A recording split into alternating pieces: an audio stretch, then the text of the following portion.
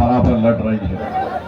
और मैं आपको वादा कर रहा हूँ कि इंशाअल्लाह ताला असदुद्दीन ओवैसी की ज़िंदगी में भी और असदुद्दीन ओवैसी के मरने के बाद भी मजलिस इत्तेहादुल मुस्लिमीन सीमांचल को ना छोड़ेगी और उसी वक्त हम खामोश बैठेंगे जब सीमांचल से इंसाफ होगा। मैं आपको बताने आया हूँ कि 5 साल पहले आपने मजलिस इत्तेहादुल मुस्लिमीन को कामयाब किया था, एक फर्द को आपने कामयाब नहीं किया था। आपने जमात पतंग छाप को देखकर वोट दिया था, आपने किसी शख्स को देखकर वोट नहीं दिया था। और जो आज ये कह रहा है कि ये हमारी जोकीहाट हमारी विरासत है और हम एक बड़े बाप के बेटे हैं, यकीनन तस्लीमुद्दीन साहब अल्लाह उनकी मग़फ़िरत करे, बहुत बड़े लीडर और नेता थे और इनके दोनों बेटे उनके पैरों की धूल के बराबर नहीं है। बड़े बाप का बेटा होना एक चीज है, मगर उसकी तरह होना वो बहुत बड़ी बात है। हम भी एक बहुत बड़े बाप के बेटे हैं, मगर हमारे बाप ने हमको क्या सिखाया था? हमको पुलिस ने 22 सितंबर 1999 को हमारी विधानसभा में पुलिस ने हमको लटों से लाठियों से मारा। हमारे सर पर 12 या 13 टाके लगे, हमारे हाथ की तीनों उंगलियां टूट गई थी, हमारी पूरी पीठ लाल हो गई थी पुलिस के लाठियों से। एक पुलिस का डीवाईएसपी अपनी सर्विस रिवॉल्वर से निकालकर हम पर गोली भी चलाया। अल्लाह का करम था, हम बच गए। हम दवाखाने में तड़प रहे थे। मजलिस के तमाम लोग हमारे मरहूम वालिद के पास जाकर कह रहे थे कि सालार कल हैदराबाद में बंद मनाना चाहिए।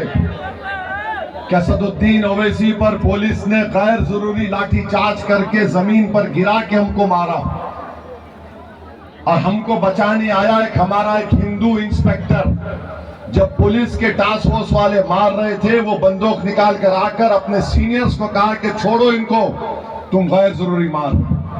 जब हमारे वालिद मरहूम से हमारे मुर्तुजा मियां यहाँ पर हैं, वो चश्मदीद गवाह हैं, जब दवाखाने में आकर सब बोल रहे थे, हमारे वालिद ने कहा कि कल हैदराबाद में कोई बंद नहीं मनाया जाएगा। सब लोग ताज्जुब किए, बोले नहीं कोई बंद नहीं मनाया जाएगा। और हमारे वालिद ने मजलिस के जिम्मेदारों के सामने कहा कि मैंने असदुद्दीन को टिकट देते वक्त कहा था, तुम सियासत में आ रहे हो तो तुम मेरे बेटे जरूर हो, मगर मैं तुमको एक आम मजलिस के रुकन की तरह बर्ताव करूंगा। तुम घर में मेरे बेटे हो, जब बाहर निकलोगे तो मैं ये नहीं देखूंगा कि तुम मजलिस के रुकन हो या मेरे बेटे हो। हम तड़प रहे थे पुलिस की लाठियां खाकर, मगर हमारे बाप ने, अल्लाह उनकी मग़फ़िरत करे, हैदराबाद में बंद नहीं मनाया। क्यों नहीं मनाया? क्योंकि हमारे कायद ने हमसे कहा कि मैं अपने बेटे की तड़प को बर्दाश्त कर सकता हूं, मगर मैं हरगिज इस बात का मैं पसंद नहीं करूंगा कि कल बंद हो और पुलिस का फायरिंग हो, कोई गरीब मर जाए, चाहे मुसलमान और हिंदू हो। गम मेरा है, मैं उस गम को बर्दाश्त कर लूंगा, मैं गरीब की जान जाने नहीं दूंगा। ये हमको सिखाया।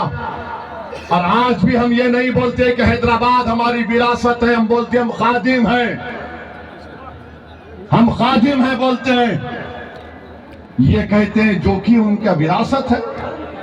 अरे राजा रजवाड़े बर्बाद हो गए, वीरान हो गए। इस देश में कोई राजा नहीं, कोई रानी नहीं। राजा और रानी है तो वोट डालने वाला इस देश में।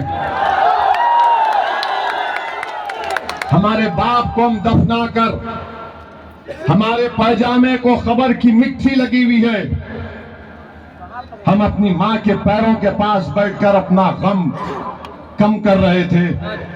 तो मेरा फोन बार बार बज रहा था, तो किसी ने कहा फोन उठा लो। जब मैं फोन उठाया तो कहने वाले ने कहा कि चिंतल बस्ती एक इलाका है, वहां पर फसाद हो रहा है हिंदू मुसलमानों का। पुलिस के आला ओहदेदार बार बार फोन कर रहे थे कि ओवैसी साहब आप आओ, यहां दोनों समुदाय आप आने पर राजी हो जाएंगे। मैंने कहा हमारे एमएलए मौजम खान है, उनको बुला लीजिए।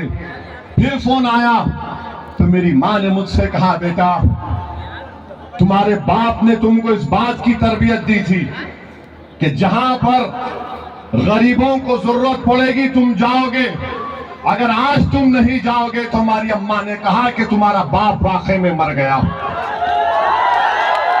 हम उठकर गए, उठकर उस मुकाम पर गए, जाकर हमने सबसे बात की, वहां पर माहौल को ठंडा किया। हैदराबाद से 200 किलोमीटर दूर वाटोली एक मुकाम है जहां पर आरएसएस से वाबस्ता एक तंजीम ने एक घर के 6 लोगों को जिंदा जला दिया था। कोई जाने तैयार नहीं था उस गांव में, हम अकेले गए। हमारे भैंसा के 3 मरतबा 4 मरतबा के चेयरमैन जाबिर साहब है, फोन करके पूछ लो। जाबिर साहब ने कहा साहब अगर जरूरत पड़ी तो अकेले आओ। हैदराबाद से 200 किलोमीटर असदुद्दीन ओवैसी अकेले गाड़ी में गया। उस गांव में कोई जा नहीं सकता था, हम अकेले गए। हमारे साथ मंजलिस के जियालों को लेकर गए। जो तुम शाल पिनाते ना नेता को, शाल हमारे गाड़ी में पड़े थे, उससे हमने जली हुई लाशों को निकाला। और जब वापस हम जा रहे थे, रमजान का महीना था, तो निजामाबाद में एक पेट्रोल स्टेशन पर मैं गाड़ी में डीजल जला रहा था। मेरे पास फोर्ड एंडेवर गाड़ी थी, तो मैं देखा कि नमाज फजर पढ़कर एक ज़ईफ बुजुर्ग मेरे पास चलकर आए, आकर कहा कि तुम असदुद्दीन हो। मैंने कहा हाँ। उन्होंने मुझसे पूछा तुम कहां से आ रहे बेटा? मैंने कहा वाटोली में वाकया हुआ, हम वहां पर गए थे, वहां से जाकर हमने एहतजाज किया। उस वक्त के आंध्र प्रदेश के होम मिनिस्टर जाना रेड्डी साहब थे, आज भी बकायदे हयात हैं। हमने उनकी गाड़ी के सामने बैठ गए हम लोग और कहा कि इंसाफ करो। तो उस बुजुर्ग ने मुझे गाड़ी से उतारा, बेटा उतरो। मैं उतरा तो मेरे कंधे पर हाथ रखकर कहा कि तुम्हारा बाप मरा नहीं, तुम्हारा बाप जिंदा है, तुम गरीबों के लिए लड़ रहे हो। बताओ ये दोनों क्या कर रहे हैं? फिर एक बाप की औलाद है और 2 भाई एक दूसरे के जान के दुश्मन है, तो झोंकी हाथ से क्या मोहब्बत करेंगे? जो घर एक बाप का खून है, बड़े बाप, बड़ा अजीम लीडर तस्लीमुद्दीन, मैं सलाम करता हूं उनको, मगर तुम जिस बड़े बाप के बेटे हो, तुम में बड़ापन नहीं है। एक घर के हो, एक खून हो, तुम दोनों एक दूसरे का गिरबान पकड़ रहे हो। जोकीहाट की जनता सुनो, जोकीहाट के गरीबों सुनो, जोकीहाट की मेरी मां और बहनों सुनो, जोकीहाट के नौजवानों जिसका मुस्तकबिल तुम्हारा है। याद रखो, जब 2 भाई एक नहीं हो सकते, वो जोकीहाट का गम नहीं समझ सकते। जब 2 भाई एक दूसरे से लड़ रहे हैं, तो वो क्या बीजेपी से लड़ेंगे? तो आपको मुर्शिद आलम को कामयाब करना है। मुर्शिद आलम एक गरीब जरूर है, मगर मुर्शिद आलम लड़ने वाला है, मर मिटने वाला है। किसी माइकल लाल के आगे झुकने वाला मुर्शिद आलम नहीं है। तो मेरे अजीज दोस्तों और बुजुर्गों, ये इलेक्शन किसी की विरासत को बचाने का काम नहीं है, ये इलेक्शन सीमांचल को बचाने का काम करना है। ये इलेक्शन जोकीहाट से विरासत को जड़ पैर से निकालकर नदी में फेंकने का काम 11 तारीख को आपको करना है। ये इलेक्शन एक गरीब के बेटे को कामयाब करना है, जिसका नाम मुर्शिद आलम है। क्या आप करेंगे? क्या जोकीहाट किसी की विरासत है? क्या हम किसी के गुलाम हैं? हम रसूलुल्लाह सल्लल्लाहु अलैहि वसल्लम के गुलामों का गुलाम है। हमारी विरासत है तो सीरत है, किसी और की विरासत नहीं हो सकती हमारी। दूसरी बात, 5 साल पहले हमने जिसको टिकट दिया वो हमारे पास आया था, रो रहा था ये शाहनवाज, बोला कि भाई कोई मेरा हाथ पकड़ने तैयार नहीं है। हमने टिकट दिया, अल्लाह ने उसको कामयाब किया और जीतने के बाद इसने मजलिस के विधायकों को तोड़कर तेजस्वी के पास लेकर गया और मैं इज़हार रस्वी साहब कोचा दामन के हमारे साबिका रुकने असेंबली, उनसे घर पे जाके मिला, उनको गले से लगाया।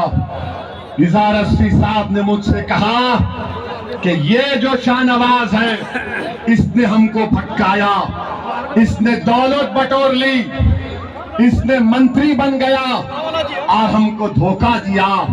तो जो शाहनवाज को, जिसको जोकीहाट की जनता ने इसलिए वोट दिया था कि वो शाहनवाज है बोलकर नहीं, ये पतंग छाप का उम्मीदवार है इसलिए वोट दिया।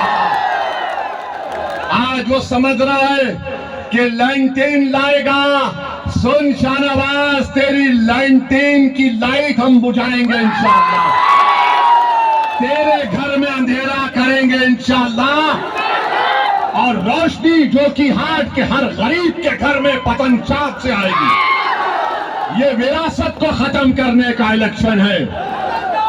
अगर कोई जोकीहाट का वारिस है तो पतंग छाप का उम्मीदवार वारिस है। अगर कोई जोकीहाट का वारिस है तो मेरी मां और बहनें हैं। जोकीहाट का अगर कोई वारिस है तो ये मौजूद उलमा इकराम है। जोकीहाट का वारिस एक परिवार नहीं, जमहूरियत है। राजा रजवाड़े खत्म हो गए। याद रखो, वोट आप अपने मुस्तकबिल के लिए डाल रहे हैं और फिर